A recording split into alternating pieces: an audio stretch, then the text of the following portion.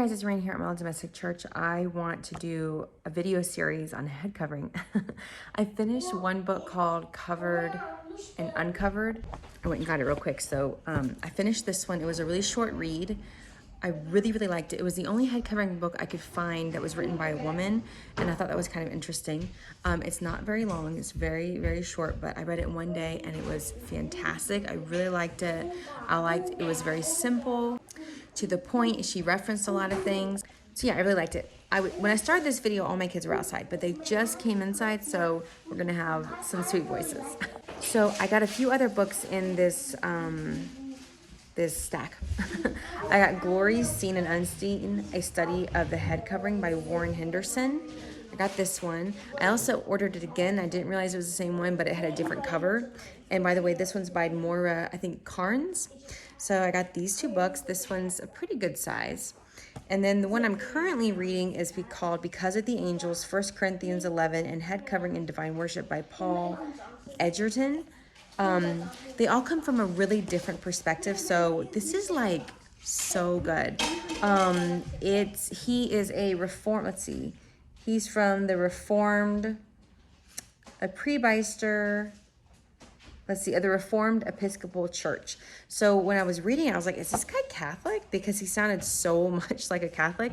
And then every now and then there'd be something like, oh, that's not Catholic. So I turned it around and I said, oh, okay. So there are some similarities. And then some things that are just not accurate to the Catholic faith. But for the most part, it's really good. And so that's the one I'm reading right now. And I'm going to talk about the first chapter in this one. So the first chapter is kind of technical, like in the sense that he goes into all kinds of things. He talks about a lot of historical things. And he's just so like specific, and he's like not afraid to like say what he thinks. It's really good. It goes into the early church, and it talks about the history of women and head covering. And then he does talk about, he is not like pro a lot of the Western like worship, kind of like me and Jesus. I'm not saying it in a bad way towards anybody, just like what he says in here. So just want to be clear that this book could offend some people if they worship in a certain way. And then for other people, this could be extraordinary and wonderful because they want more of a traditional worship.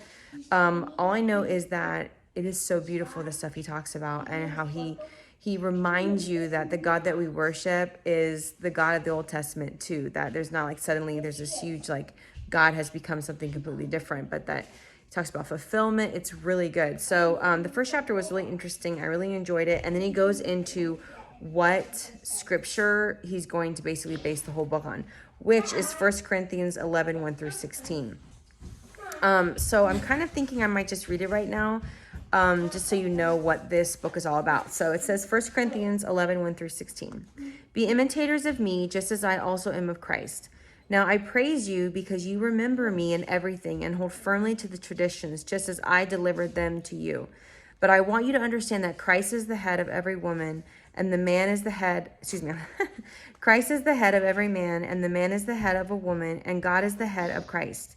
Every man who has something on his head while praying or prophesying disgraces his head. But every woman who has her head uncovered while praying or prophesying disgraces her head. For she is the one and the same as the woman whose head whose head is shaved. For if a woman does not cover her head, let her also have her hair cut off. But if it is disgraceful for a woman to have her hair cut off or her head shaved, let her cover her head. For a man ought not to have his head covered, since he is the image and glory of God, but the woman is glory of man. For man does not originate from woman, but woman from man. For indeed, man was not created for the woman's sake, but woman for the man's sake. Therefore, the woman ought to have a symbol of authority on her head because of the angels. However, in the Lord, neither is woman independent of man, nor is man independent of woman. For as the woman originated from the man, so also the man has his birth through the woman. And all things originated from God.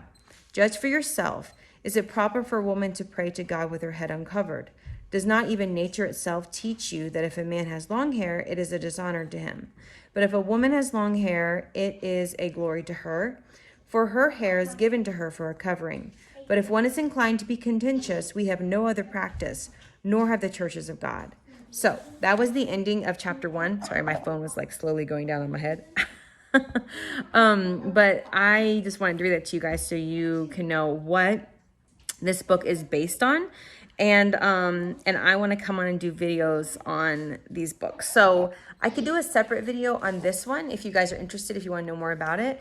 But yeah, I'm really enjoying doing shorter videos on chapters of books and sharing with you guys, especially now my baby girl has these like long naps during the middle of the day, and I have all of this time where my older kids can play and she's napping, so I have more time to read books now.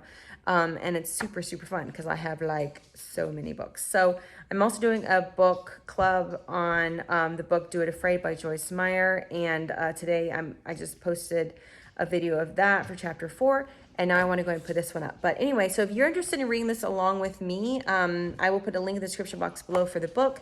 And yeah, so if you're new to this channel, I'd love for you to subscribe. I'd love to know what you guys think, like what your preference is for books like this. If you have if you have this one or the Covered and Uncovered, if you're wanting to read this one along with me. I'd love to also know if you're interested in head covering, if there's something you have felt God calling you to, but you weren't quite sure what to do with it. I'd love to know about that. I also have one more book. It's not on head covering, but it is about dressing modestly, and I have a whole bunch of modesty books, so those might be coming too. But this is Dressing with Dignity, and I love, love, love this book. I've read it a few times. It's by Colin Hammond, and I have had a few different of these that I've handed out to people, and I keep reordering it. So anyway, I hope you guys all have a beautiful and blessed day, and I will talk with you later. God bless.